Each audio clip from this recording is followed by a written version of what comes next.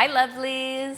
If you're looking for a nutritious but delicious make-ahead breakfast idea, and come on, who isn't, then today you have come to the right place because I am sharing a super simple but incredibly tasty, healthy homemade granola that I think you guys are going to love.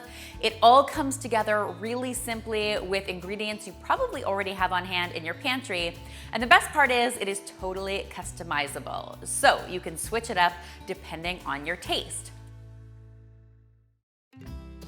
Now, if you've never made homemade granola before, guys, it is actually so much easier than you might think. And the base for my homemade granola actually only involves 4 ingredients. So to get started in my bowl, I have got some old-fashioned rolled oats. Almost all of us have these hanging out in our pantry. If you don't have old-fashioned rolled oats, you can also use quick oats in a pinch. It's totally up to you. Then we're gonna go ahead and add our sweetener to this. So my sweetener of choice, being Canadian, is maple syrup. But you can really use any sort of liquid sweetener that you want. Some honey or even some agave would work really well. Totally up to you.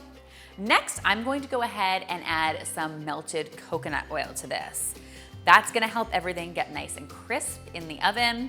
If you don't have coconut oil on hand, you'll wanna use a nice flavorless oil like a canola or even a vegetable oil.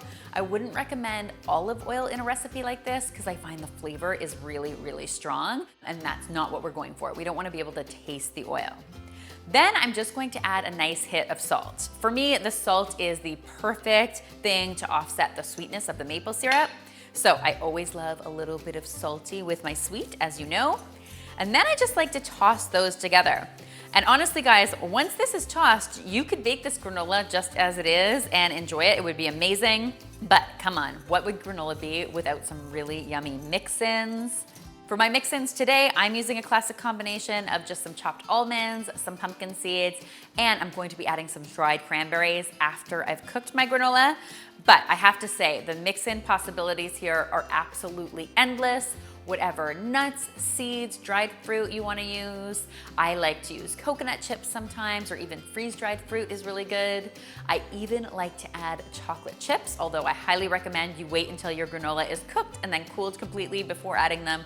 Otherwise, they just make a real big mess in your pan, and that's not kind of what you're going for. So now that I've got my base all mixed up, I'm gonna go ahead and add my mix-ins. Like I said, I'm keeping things really classic. I've got some chopped almonds as well as some raw pumpkin seeds. It's also really a good idea to make sure that your nuts and seeds are raw when they go into your bowl. That way they're not going to overcook in the oven. If you use, say, roasted nuts or seeds, they have a chance of overcooking, and that's not what you want. Now that I've got my nuts and my seeds folded into my base mix, it's time to turn this out onto a nice big baking sheet and get it into a single layer.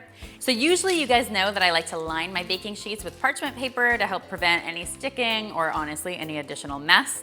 But I find if you want nice crispy granola, you should actually just skip the parchment paper and cook this right on the pan. It's gonna help your granola crisp up. At this point, I'm just going to push this out using my spatula into a single layer, like so. And if you want nice big clusters of granola, I highly recommend that you pat it down to help it all sort of stick together. Then you can break it up and you get those nice big chunks. I am a big fan of those. And then we're just going to get this in the oven at 325 degrees Fahrenheit for between 25 and 30 minutes, or until my granola is nice and golden. I always like to give it a quick toss while it's cooking to make sure everything gets evenly browned. And your patience will be rewarded because what you end up with is the toastiest, most lovely smelling granola you can imagine. Now we just need to let this cool completely, then we can add our dried cranberries to it, and then it is ready to be enjoyed. Now that my granola is completely cool, it's time to stir in my dried fruit. Now the reason I don't do this before baking is because the dried fruit, because of its sugar content, will burn during the cooking process.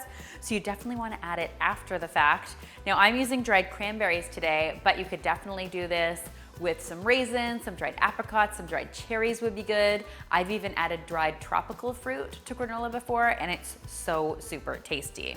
So I'm just gonna shake my cranberries in and give this all a good stir. And then this is ready to be enjoyed or stored, depending on what you wanna do with it. I like to store it in an airtight container for up to 2 weeks. That's how long it will last.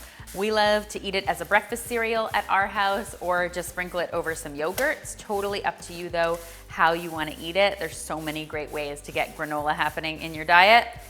And honestly, what could be easier but more delicious? Really simple ingredients and so much to love. Guys, this recipe is so versatile and I hope you will absolutely make it your own. If you do, give it a try for yourselves. Be sure to tweet me, Instagram me, or Facebook me a photo because you know how much I love seeing your kitchen creations.